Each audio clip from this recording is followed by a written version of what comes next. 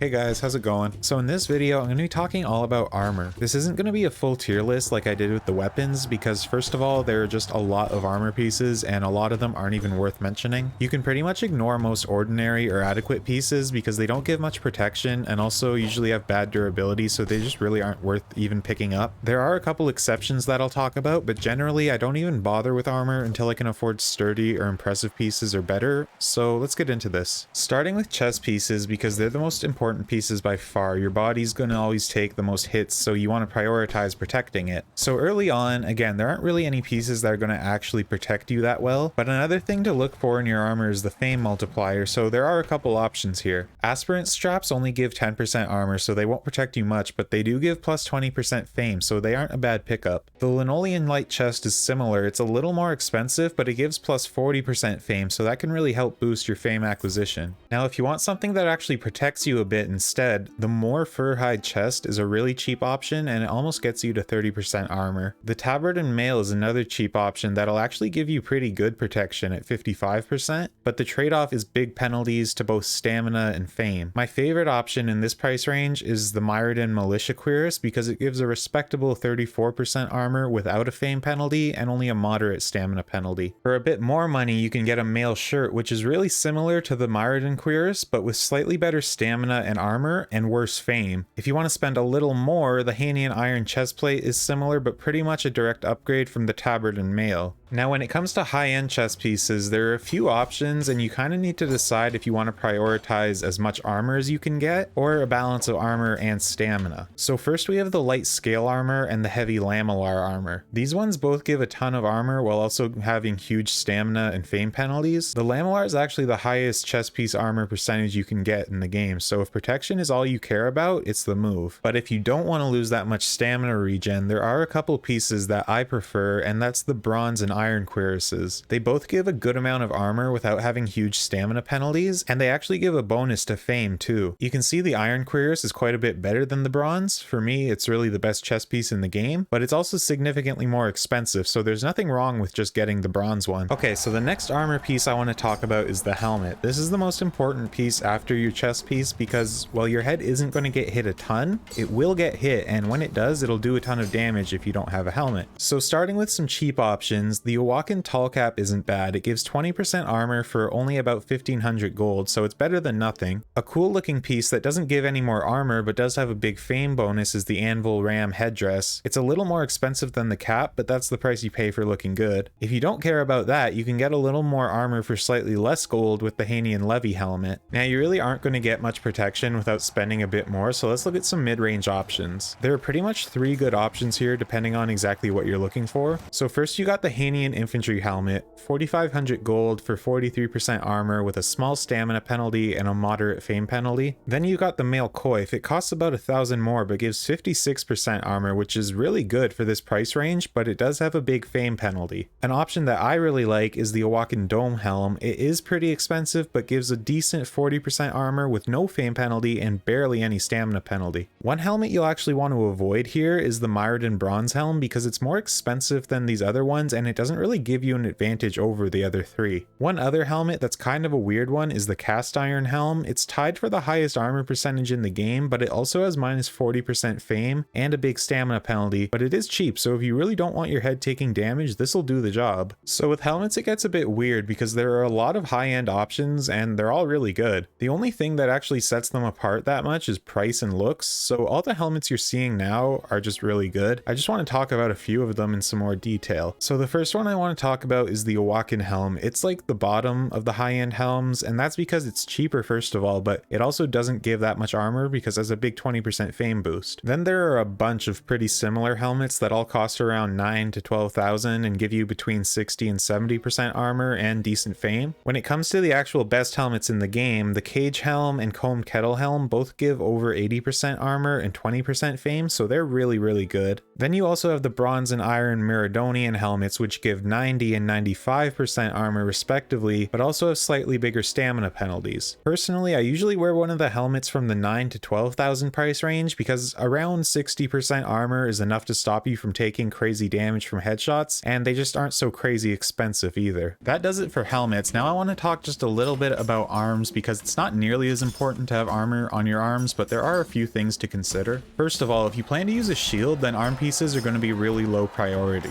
Since you're going to be blocking with your shield, your left arm will be directly protected by the shield, and your right arm will be so far away that it shouldn't get hit. So really, you're only going to be prioritizing arm pieces if you're not using a shield. If you have a one-handed weapon, prioritize your right arm since it'll get hit more while you're blocking, and if you have a two-hander, you'll want to get both arms. There also aren't many good options here. One piece that doesn't really protect, but it gives fame is the Awaken's shoulder pad. 1200 gold is kind of a lot to spend on an arm piece just for the fame though, so I wouldn't necessarily recommend it. A couple good pieces to get until you can afford the more expensive ones are the leather arm wrap and the aged Myrodin militia pauldron. They don't give that much armor, but they're pretty much the best you can get without spending a lot. If you want to upgrade to the normal Myrodin militia pauldron, you could, or you could just keep using those first two until you can afford the best pieces, the mail and plate arm or the heavy plate arm. These ones are really expensive and they hurt your stamina, but they do give tons of armor and they'll pretty much be your shield if you don't have one. Usually I don't even buy arm pieces until I can afford these ones. As for legs, I mostly ignore leg armor. If you put some on and check its durability now and then, you'll see that your legs really don't get hit that often. If you really want leg armor, the Haney and Levy footwear is really cheap and gives decent protection for the price. Usually the only ones I buy are the bronze or iron greaves because they're pretty much the best, but you really don't even need them. And that's that for this video. Hopefully this helps you guys a little bit with picking out your armor. If you click this video here, you'll see every enemy in the game and what weapons they use, which should help you even more when you're picking your armor. And as always, thanks for watching, and I'll see you next time.